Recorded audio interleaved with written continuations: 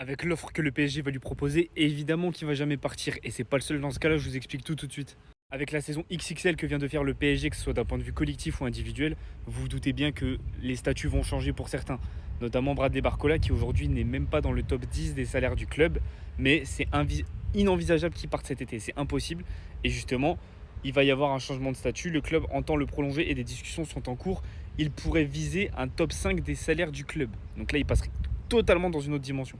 Gonzalo Ramos, qui était apparemment sur le départ, a finalement accepté sa place de doublure en tant que remplaçant. Et surtout que le club ne veut pas le brader au vu du prix qu'ils l'ont payé. Donc ils sont attentifs au marché, mais la priorité n'est pas de le vendre à l'heure actuelle. Marquinhos devra faire face à la concurrence l'année prochaine parce que le club cible deux défenseurs centraux, dont Ilyas Barnil, qui est... Ah, ça avance, mais on ne sait pas trop. Surtout que Beraldo intéresse Bournemouth. Donc ça pourrait faire entre guillemets une sorte d'échange entre Zabarnil et Beraldo, sachant que le seul accord qui manque pour que Zabarnil vienne, c'est que Bournemouth trouve un remplaçant. Donc Beraldo, ça pourrait être le remplaçant idéal. Revenons un peu aux négociations de contrat. Ça pourrait être la même chose pour Désiré Doué, qui fait une saison pareille XXL. Donc il pourrait déjà y avoir des discussions pour la négociation d'un nouveau contrat. Sachant que pour rappel, Désiré Doué, il a été élu meilleur jeune joueur de Ligue 1, de Ligue des Champions et de Coupe du Monde des clubs. C'est pas rien. Et celui qu'on attendait le plus, évidemment, c'est Dembélé, vu la saison XXL qu'il vient de faire.